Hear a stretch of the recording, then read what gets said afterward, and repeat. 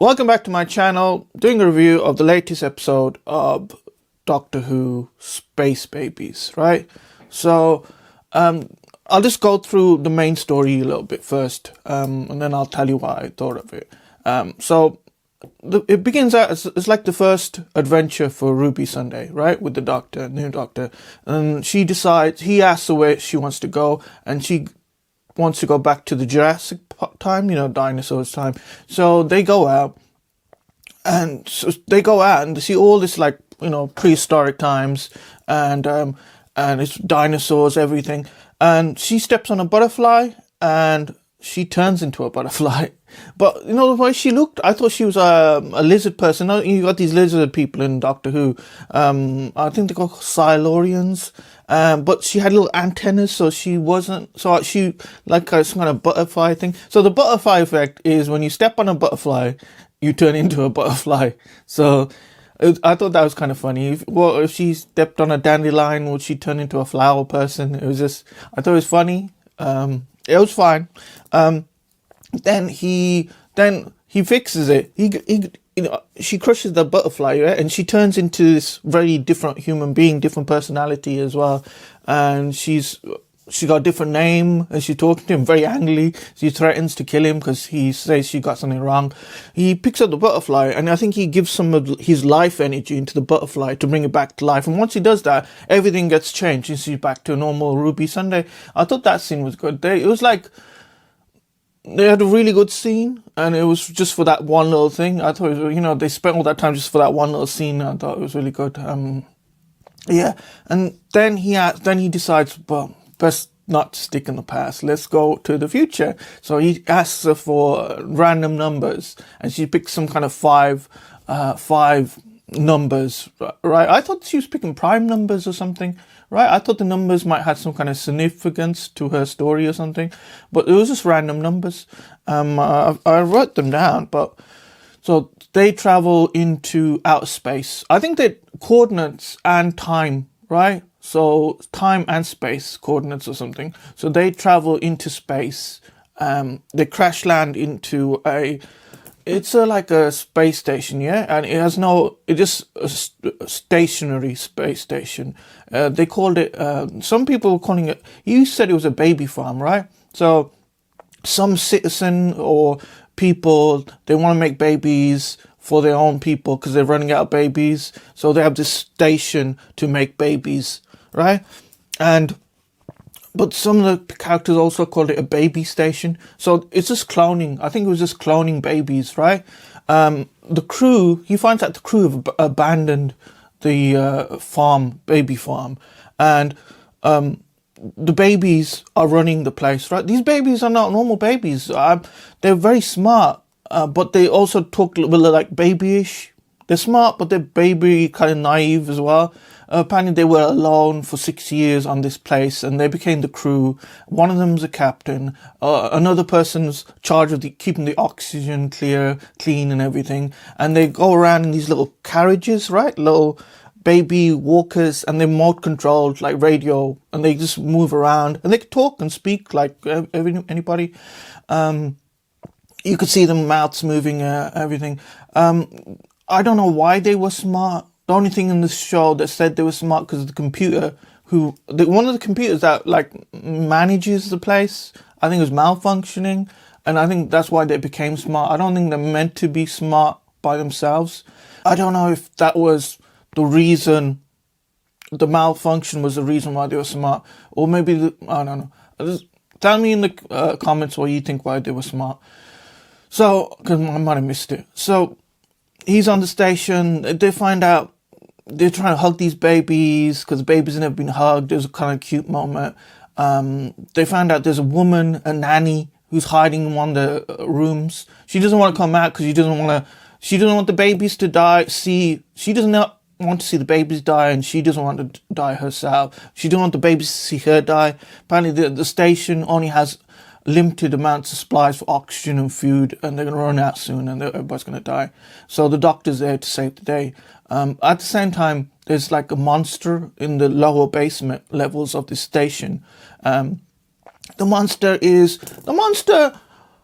greenish, and he's got a weird like a mouth thing. He's got long fingers. The long fingers remind me of the Babadook monster. He was alright. He was alright monster. So they're trying to figure out how to save the ship, right? This station, with the help of the nanny. There's a moment where they talk about the mystery of Ruby Sunday's mother, and there's a moment he's like saying, "Oh, there's a connection. Like you were a baby, now we're on a baby farm. There's a connection with these babies. You're connecting so much." And then when he starts remembering the Sunday that he went back in time, Ruby Road episode, it was weird that memory in his mind altered, right? He remembered something different. He remembered the woman turning around and pointing at him. And the pointing, later on, he even says himself, it's a warning not to change the past. Yeah, so her mother must be super powerful or something. She can alter memories, alter the past. So was it the memory that was altered, or was it the past event was altered, right? So how powerful is she? Like she can just alter the past or even alter a person's memories. So it was so powerful, the alteration, that it started to snow all around him on the station, right? It was kind of impossible thing to happen. So he got over that. He's very interested now about who her mother is. Like, now you realize her mother must be some very unusual kind of person, right? It's not normal mother. Also, later on, we'll come back to that later on, right? So they need to fix the ship. They need to stop the monster. Turns out, I don't know. Okay, they're down in the basement trying to fix one of the problems because there's a lot of pressure building up on the station. I think it's going to blow up if they don't fix this problem. At the same time, they're getting chased around by this monster. Ruby gets this like slime on her head, and it turns out it was boogers. The machine had malfunctioned and created a monster, a boogeyman for the kids, like a story time thing, like a fairy tale of a boogeyman. And the boogeyman is actually literally made of boogers. And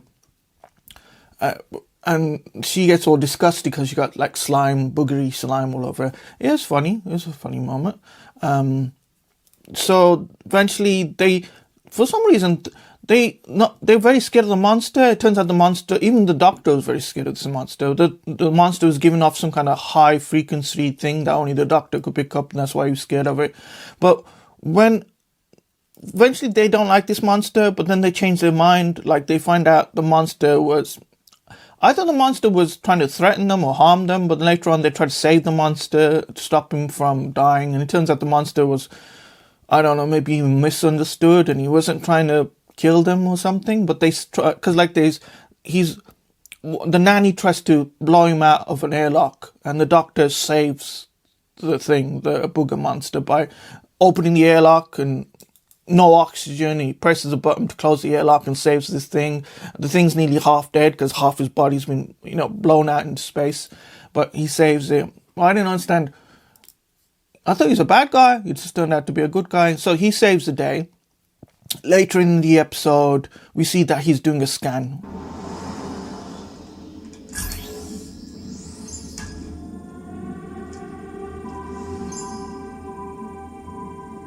Yes, now the people from my world, they use titles.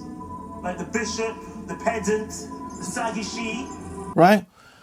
He's doing a scan on Ruby Sunday. He's not told that he's doing this scan. He's trying to check if she's human, because now he's thinking there was like a little bit on the scan. It's checking through her DNA to check if she's completely human, right? Because he's starting to think that if her mother's her mother can control time or alter memories, that her mother might not be human. Well, that's not a normal human thing person can do. So he's going checking her DNA to see what kind of person. Maybe she's a Time Lord, right? Because there's people who've changed their DNA. So even if she was originally a Time Lord who changed her DNA, he wouldn't be able to tell, right? Because I think they had some kind of chameleon thing or something that can change your DNA and you can't tell it's a Time Lord or something. So, but he's still checking. He's scanning through her. It reminded me a lot of past episode, I think Amy Pond, when she was pregnant, he was scanning her then, and I think Clara Oswald, the Impossible Girl, I think he was doing a scan on her as well to figure her out. So he scanned companions in the past when he's not 100% thought there was something going on with them, because he hasn't let them know. So that, that calls back to the past Doctors. There was another call back to past Doctors, I thought. So there was a scene when they first got onto the station. He opens up these giant doors and she's just like looking through, and it's amazing, right? Amazing, like satellite. No, she sees this amazing planet with the rings and the dust, space dust, different colors. It was very amazing. And it reminded me a lot of that scene in the first series with Rose Taylor and Christopher, and I think they went to the end of the world to see the last few days of the Earth before it's like, I don't know, eaten up by the sun. And that scene when it reminded me of that. And there was one thing he said one time. There was one thing he said that was funny. He said, the Earth, the universe is knackered, right? Ruby's asking him something, and he's saying the universe is knackered. Was that a reference to the flux? Was that a reference to the half the universe being destroyed? I thought that was funny. I think that was a callback to that. Another thing, was there any woke stuff? It depends on what you can say is woke, right? There was a scene. I don't know. I'm gonna have the clips. I might have the clips. I'm gonna have the clips here, and maybe I'll show you. Space babies. It's the recession. The government closed the baby station to save money, but the law says it's illegal to stop the birth machine. Hang on. So the planet down below will refuse to stop the babies being born, but once they're born, they don't look after them. It's a very strange planet. It's not that strange. Dubai Duplessis is a star-wide organization. Means they can take in lots of refugees. Oh, well, can't we call them for help? They don't go fetch refugees. That's the fate of every refugee in the universe. You physically have to turn up on someone else's shore. Okay, there's a scene where they talk about recession, they talk about migration, and it seems like a reference to abortion, right?